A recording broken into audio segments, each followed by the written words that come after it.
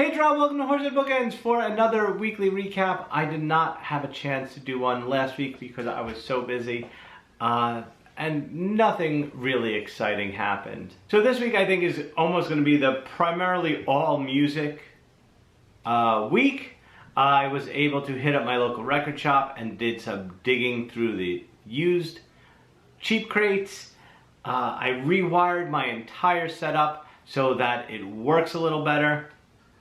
And I think we're going to talk a little bit about Johnny got his replacement chassis for his lightsaber that he built down in Disney. So we're going to actually take this apart and see if we can get this one fixed, and we'll talk about that as well. Let's get started with some pickups I got from Scotty's Records.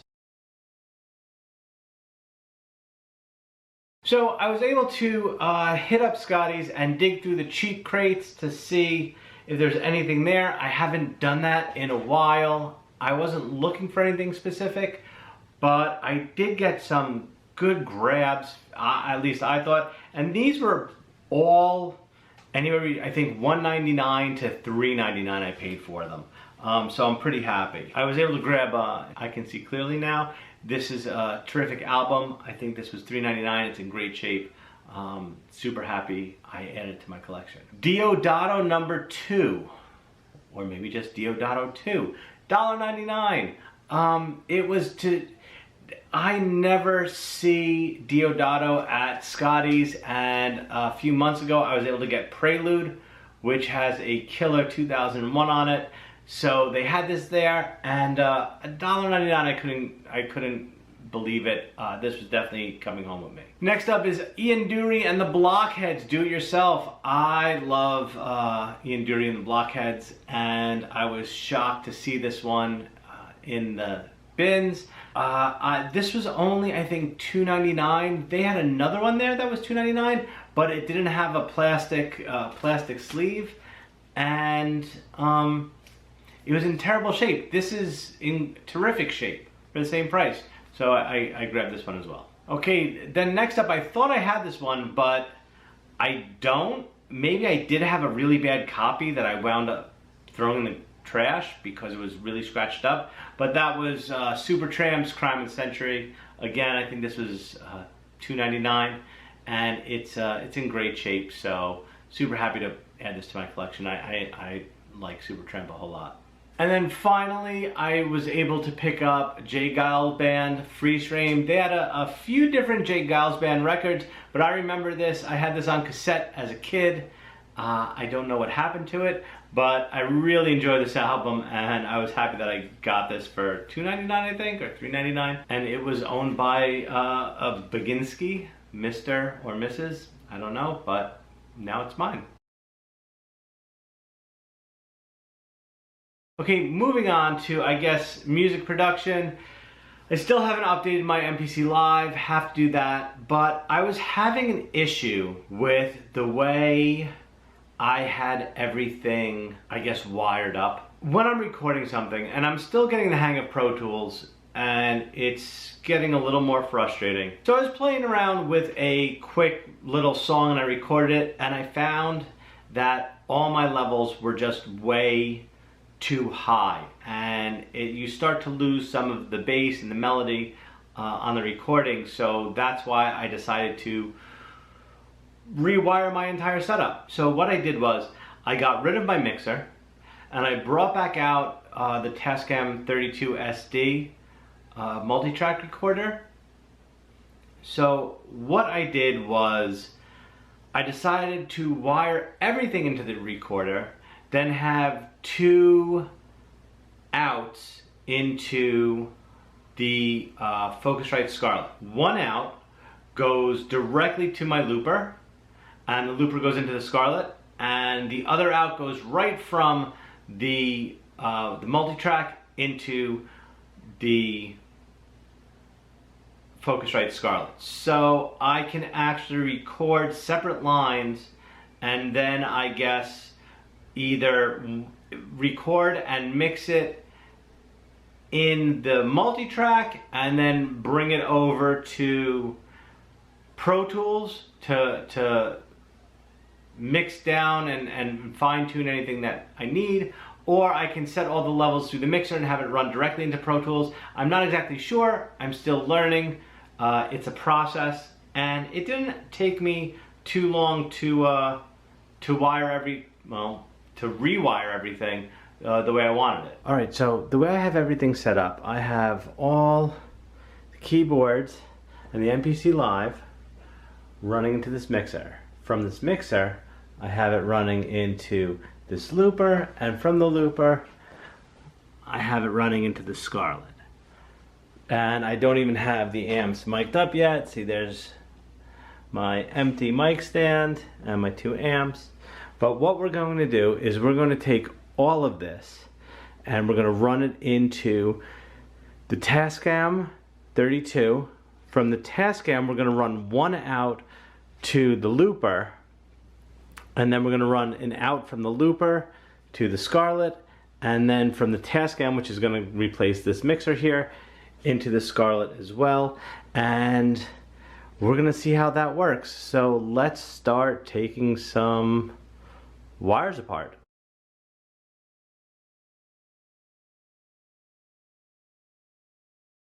So we've got the Tascam back out.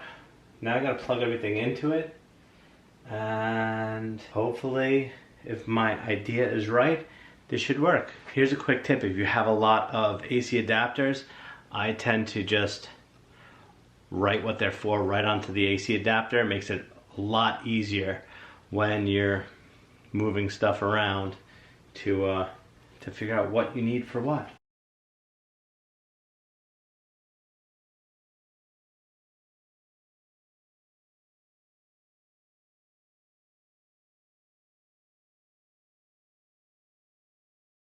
Finally finished formatting it. It took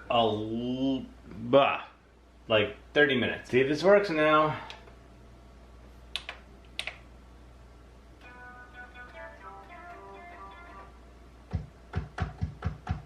Hey, it's coming out.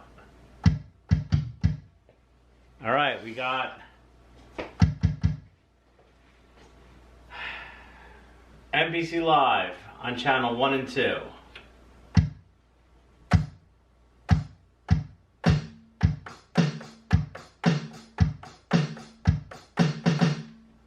All right, let's try, what's channel 3 and 4?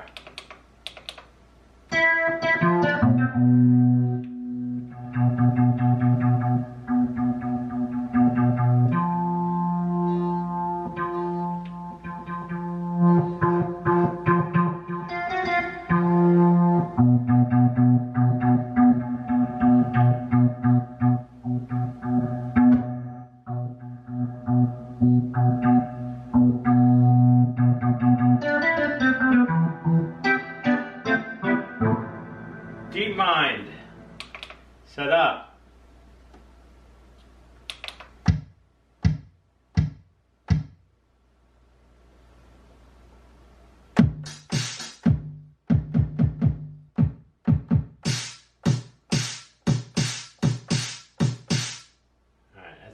Alright, I can fix the levels later. That's fine. What we got next? We got the Odyssey.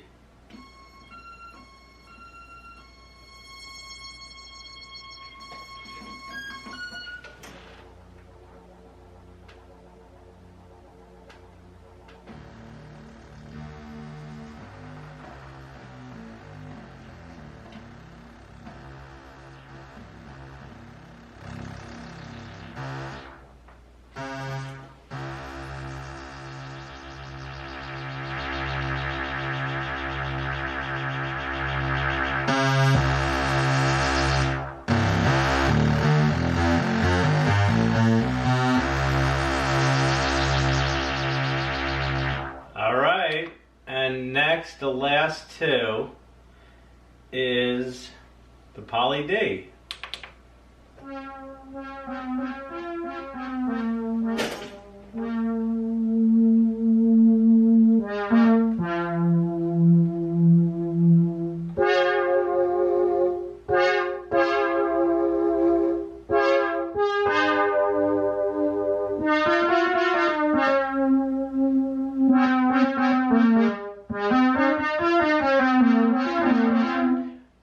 everything's set up, everything works. Now I just have to see, let's see if I can put stuff through the looper for when I'm not tracking. Let's see if that works. Let's go to base. All right.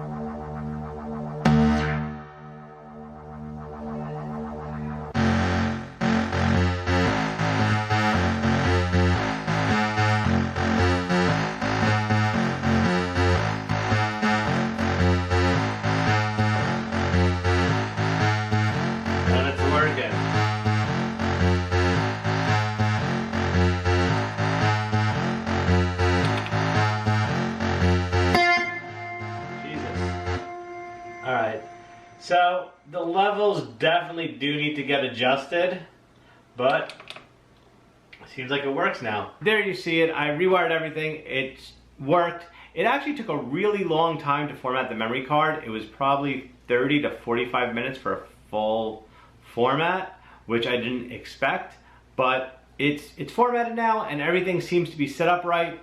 I played around with something. I didn't record anything with my setup now because I still have to set all the levels because they're really loud, but it should be a lot, way more different than what it was before. I still don't have my guitar amps mic'd yet. Hopefully I'll do that this weekend and we can do a test about, to see how they sound with the microphone. So when we went down to Disney this summer, Johnny, for his birthday, got to go to Savi's workshop at Hollywood Studios, and they have this little thing where you get to build your own lightsaber. However, over the course of this day, we noticed that the lightsaber was actually making a lot of funny noises and we didn't think anything of it. So I took the batteries out and we decided to revisit it when we got home. Well, sure enough, when we got home, it was still making all these weird noises, and it wasn't the batteries that was actually causing it. So once you build the lightsaber, it sort of looks like this. This is the one that I did last year.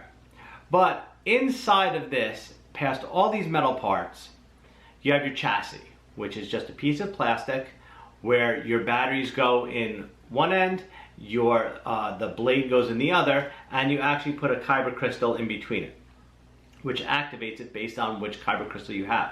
Now, if you look on right here, you'll see a dent, maybe, if it focuses, maybe not, but there's a little indentation. Now that is for the switch of the lightsaber. My understanding is that it's magnetically activated. So what I believe is that that switch is probably stuck or it's just not operating properly. So we were able to get a new hilt, which is not this one, this is the broken one, from Disney merchandise. They sent it free of charge, so thank you very much, Disney. And we put it in and we constructed Johnny's lightsaber again and it works fine, no issues. But this one is one that has some problems. So, and maybe I can sort of explain exactly what's going on. Now here's the battery pack. So we're gonna put the battery pack into the lightsaber. And you might hear a noise. Okay, I'm sure you heard that. Now, once that's in there, it shouldn't make any other noises. Seems pretty good. All right, now we're gonna take a kyber crystal, put a kyber crystal in there, and we should be able to see it glow, but it still shouldn't make any more noise. Okay, so we have the green kyber crystal, which actually has an RFID chip in it. And we have the chassis. Oop.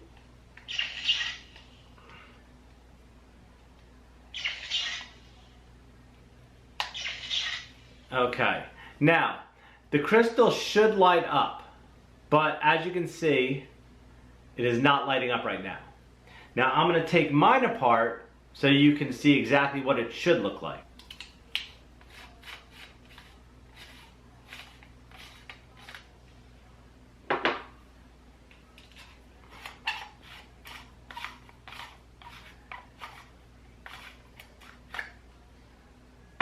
There's my battery pack.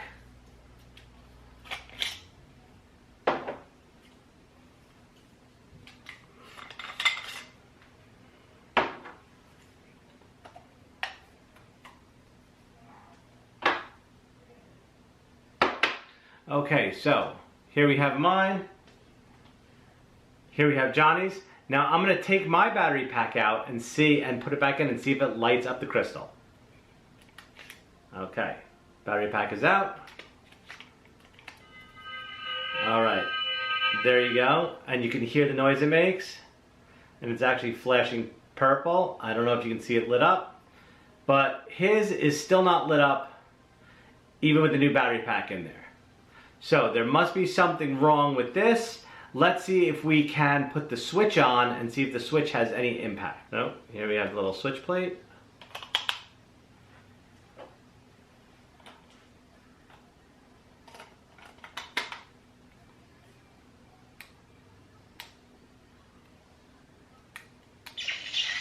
Okay, you heard that noise.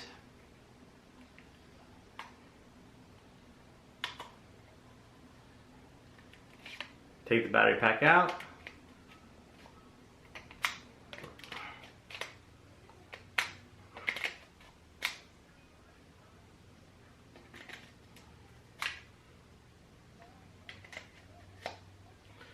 I don't know why I can't get the battery pack in.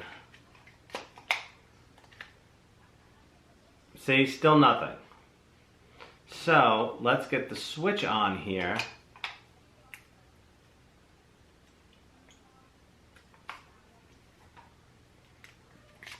I'll try again. And still nothing. So we're not getting anything going on with this one.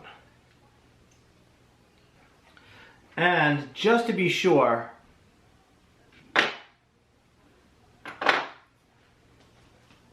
we're going to take the battery pack out of this one and put it in this one. So let's take the battery pack out of the purple, battery pack out of the green, and let's put it in.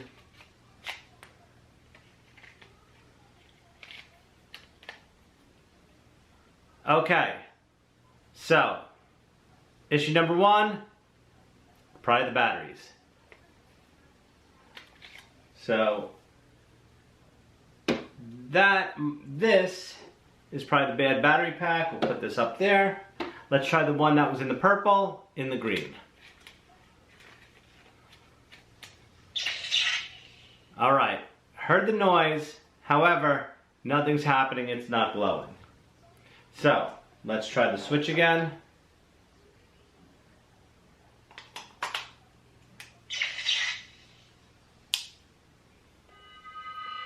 All right, so flipping the switch did make it move and start glowing, but now it stopped again. So here we have it in there. Now this switch has a magnet in it, which runs right up and down against this little indent. So when I turn it on, nothing. Now it's glowing green. Up, I take it off, it stops. Back, now it's glowing again. If you can see it flashing. So what we're gonna do, there are little screws all around the top and the bottom. We're gonna take it apart and see if we can figure out what's going on with it. So let's head over to the other room. We're gonna do this on the table. All right, so we are on the table now. We have his lightsaber right here. I'm gonna take out the battery pack. Take out the kyber crystal. Let's put these up here. Now we just need to figure out what we need to get these unscrewed. All right, so there we have it. I just pulled it right apart right there. If you can see that, I want to be extremely careful with this. Do not want to break anything. And we can see right now that it looks to be okay. I actually have to put on a headlamp so I can really see in there. Alright, so there we have it. We took that apart. So there is some ribbon cables that look very delicate that I do not want to break. if I can get them out. In there, it looks like that's where the magnet is. There is a little thing. All right, I see where the ribbon cable is. We were able to take off the ribbon cable and this little adapter. The ribbon cable looks good. I don't see any issues with the ribbon cable. So now we have the full bottom part where the batteries go in. Let's take this apart. I have to get a standard Phillips head screwdriver because there is not one in my kit. So let me do that.